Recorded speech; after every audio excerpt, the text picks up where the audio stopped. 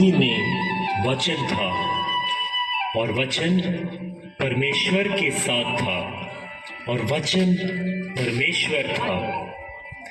यही आदि में परमेश्वर के साथ था।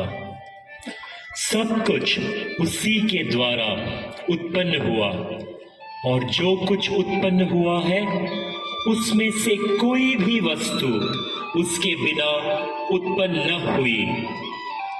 उसमें जीवन था और वह जीवन मनुष्यों की ज्योति थी। परमेश्वर को किसी ने कभी नहीं देखा। इकलौता पुत्र जो पिता की गोद में है, उसी ने उसे प्रकट किया। परमेश्वर का यह इकलौता पुत्र प्रभु यीशु मसीह है। वह जीवन के सभी सवालों का जवाब है और उसके हाथ में सच्ची खुशी की कुंजी है। प्रभु यीशु ने अनगिनत लोगों के जीवन को बदल दिया है। आज हम आपके लिए 5 सामान्य लोगों की जो प्रभु के साथ मुलाकात हुआ, उन दृश्यों को लेकर आते हैं।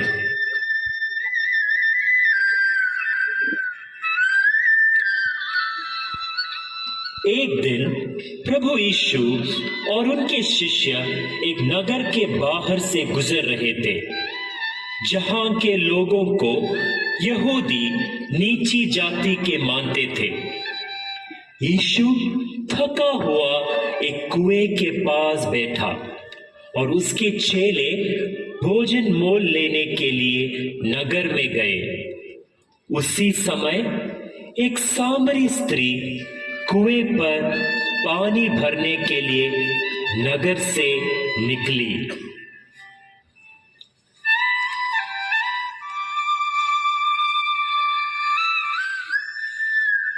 थोड़ा पानी मिलेगा मुझे? तू तो यहूदी है, तो यहूदी होकर मुझ सामरी से क्यों पानी मांगता है? अगर तू परमेश्वर के वरदान को जानती और ये जानती कि वो कौन है जो तुझसे कहता है कि मुझे पानी पिला, तो पता है तू उससे मांगती और वो तुझे पीने के लिए जीवन का जल देता। तेरे पास तो जल भरने के लिए कुछ है भी नहीं और कुआं गहरा है, फिर ये जीवन का जल तेरे पास कहां से आया? जो कोई ये पानी पिएगा ना, वो फिर प्यासा होगा, उसको दोबारा प्यास लगी होगी। लेकिन जो कोई उस पानी से पिएगा जो मैं उसे दूंगा, तो फिर वो अनंत काल के लिए प्यासा ना होगा, बल्कि वो पानी मैं उसे दूंगा, उसके अंदर एक सोता बन जाएगा जो अनंत जीवन के लिए उमड़ता रहेगा। ऐसी बात है तो पानी मुझे दे, ताकि मैं फिर प्यासी ना रहूं और न जल भरने के लिए इतनी दूर तक आना पड़े। एक काम कर, जा अपने पति को बुलाकर आ। मैं बिना पति की हूँ। ठीक कहती है तू कि मैं बिना पति की हूँ, क्योंकि 5 पति तो तू कर चुकी है और अब तू जिसके पास है वो भी तेरा पति नहीं। ये बात तूने सत्य कही। मुझे लगता है कि तू कोई भविष्यवक्ता है। परमेश्वर आत्मा है और ये जरूरी है कि उसकी आराधना करने वाले आत्मा और सच्चाई में उसकी आराधना करें। मैं जानती हूँ कि मसीह आने वाला है और जब वो आएगा वो हमें सब बातें बताएगा। मैं जो तुझसे बोल रहा हूँ वही तो हूँ। तू मसीह है? ये मेरे बारे में सब जानता भी है। उसने वो भी बता दिया जो मैंने किया है। ये मसीह है? मैं वही हूँ। मुझे मसीह मिल गया। जिस मसीह की हम सब राह देख रहे थे वो मुझे मिल गया। मुझ जैसे पापी स्त्री को मिल गया।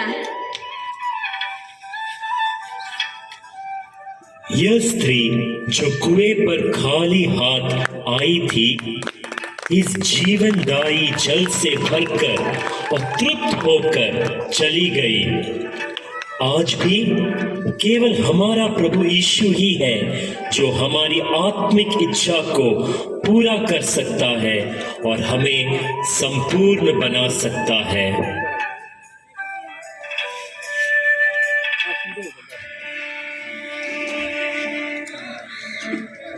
प्रभु यीशु एक शहर में लोगों की भीड़ को शिक्षा दे रहे थे। जब एक सूबेदार उनके पास आया, उनसे विनती की कि वह अपने प्रिय सेवक को चंगा कर दे जो मृत्यु के निकट था।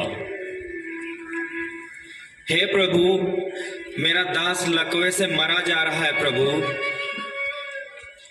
आओ, मैं उसे ठीक करता हूँ। नहीं प्रभु, मैं इस योग्य नहीं कि तू मेरे घर को आए। मैं भी एक अधिकारी मनुष्य हूँ।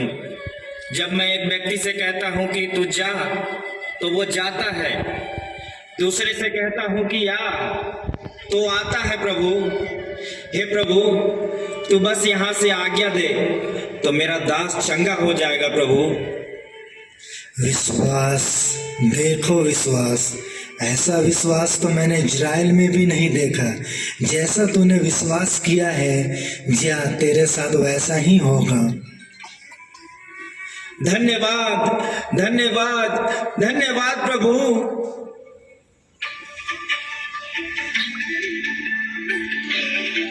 प्रभु हमारी प्रार्थनाओं को सुनते और उत्तर देते हैं।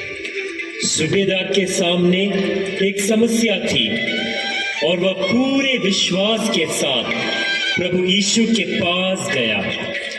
पवित्र शास्त्र हमें बताती है कि जब हम परमेश्वर से विश्वास के साथ कुछ मांगते हैं तो वह निश्चित रूप से हमारे लिए हो जाता है।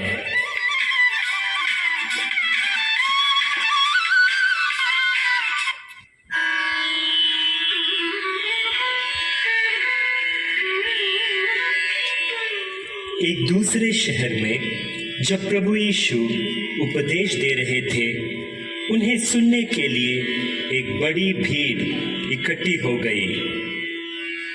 प्रभु, हमें प्रार्थना करने सिखा। जब तू प्रार्थना करे तो कपटियों के समान दिखाने के लिए न हो, परंतु जब तू प्रार्थना करे तो अपने कोठरी में जा, द्वार बंद करके अपने पिता से जो गुप्त में है इस रीति से प्रार्थना किया करो। हे हमारे पिता, तू जो स्वर्ग में है, तेरा नाम पवित्र माना जाए, तेरा राज्य है, तेरी इच्छा जैसे स्वर्ग में पूरी होती है वैसे ही पृथ्वी पर भी हो। हमारे दिन भर की रोटी आज हमें दे, और जिस प्रकार हमने अपने अपराधियों को क्षमा किया है वैसे ही तू भी हमारे अपराधों को क्षमा कर। हमें परीक्षा में न डाल, बल्कि बुराई से बचा, क्योंकि राज्य, पराक्रम और महिमा सदा तेरी ही है। भीड़ में जक्कई नाम का एक चुंगी लेने वाला था जो यीशु की एक झलक पाना चाहता था, लेकिन नहीं कर सका क्योंकि वह नाटा था। जक्कई ने एक गुलर के पेड़ पर चढ़ने का फैसला किया ताकि वह यीशु को देख सके।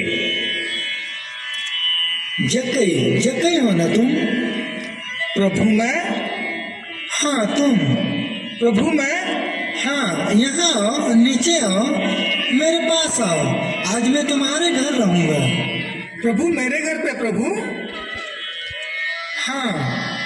प्रभु मेरे घर पे?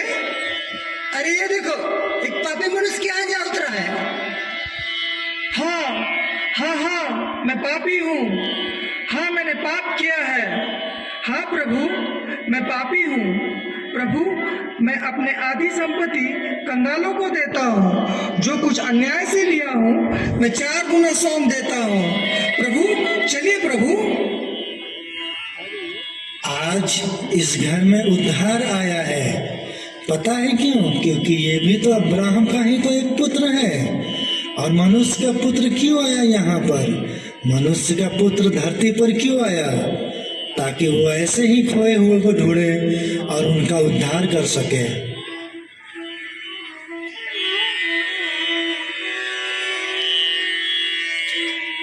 उस क्षण में प्रभु यीशु ने चुंगी लेने वाले जक्कई के पश्चातापी हृदय को बदल दिया था। प्रभु एक ऐसा ईश्वर है जो हमें अपने आप को बदलने और अपनी गलतियों से मुड़ने के कई मौके देता है। जैसे प्रभु ने जक्कई का स्वागत किया और उसे सही शुरुआत करने का मौका दिया, वह हमें भी अपनी गलतियों से दूर होने और बेहतर जीवन जीने का मौका देता है।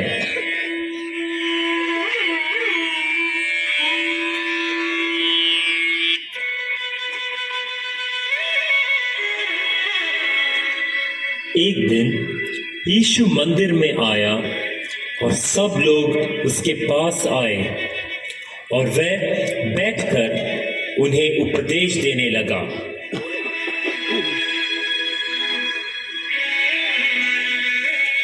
तब शास्त्री और फरीसी एक स्त्री को लाए जो व्यभिचार में पकड़ी गई थी।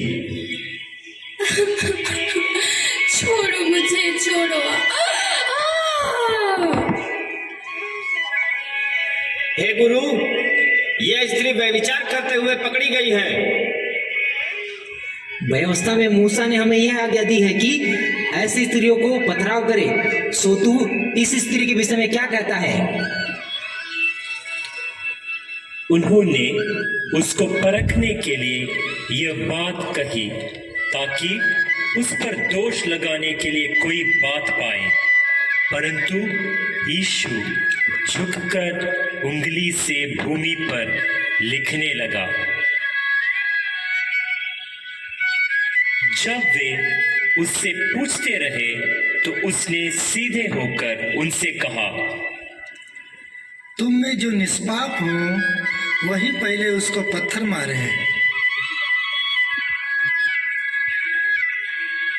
परंतु वे यह सुनकर बड़ों से लेकर छोटों तक एक एक करके निकल गए और यीशु अकेला रह गया और स्त्री वहीं बीच में खड़ी रह गई।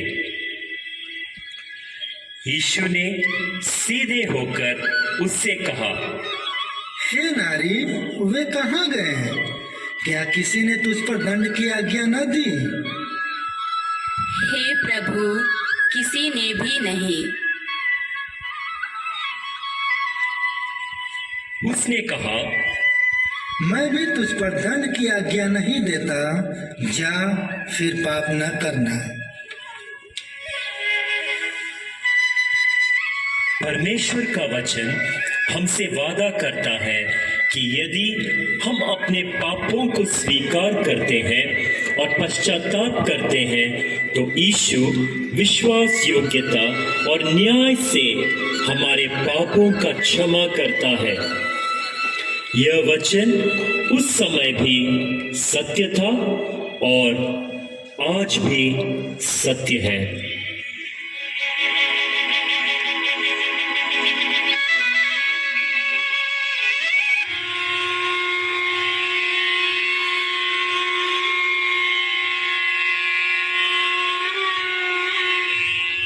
जो लोग प्रभु यीशु से घृणा करते थे, उन्होंने निर्दोष होते हुए भी उन्हें गिरफ्तार करने के लिए अधिकारियों को भेजा।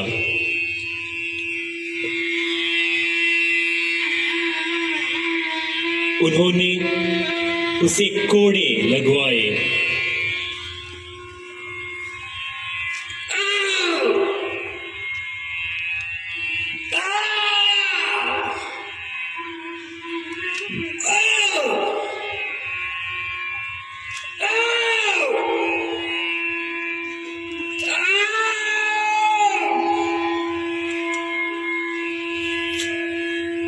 लोगों ने उसका मजाक उड़ाते हुए उसे लकड़ी का एक भारी क्रूस उठाकर शहर से घुमाया।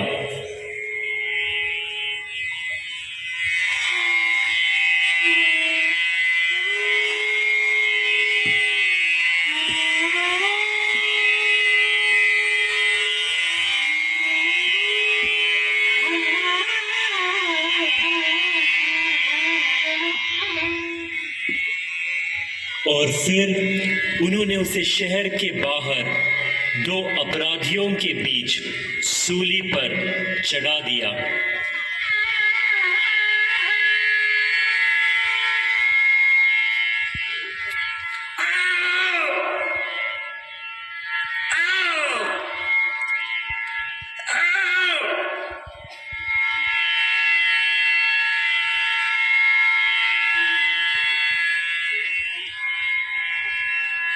हे पिता, इन्हें क्षमा कर, क्योंकि ये नहीं जानते कि ये क्या कर रहे हैं। इसने औरों को बचाया। यदि यह परमेश्वर का मसीह है और उसका चुना हुआ है तो अपने आप को बचा ले। यदि तू यहूदियों का राजा है तो अपने आप को बचा।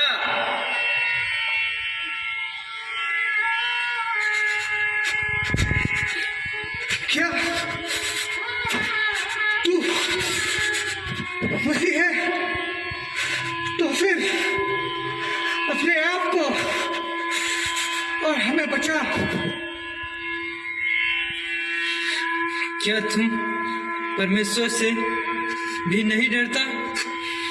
तुम भी तो वही दंड पा रहे हैं और हम तो न्यायानुसार दंड पा रहे हैं, क्योंकि हम अपने कामों का ठीक फल पा रहे हैं। इस पर ने कोई अनुचित काम नहीं किया। हे यीशु, जब तू अपने राज्य में आए तो मेरी सुधि लेना। मैं तुझसे सच कहता हूँ, आज तू मेरे साथ स्वर्ग लोक में होगा। हे पिता, मैं अपनी आत्मा तुझे सौंपता हूँ।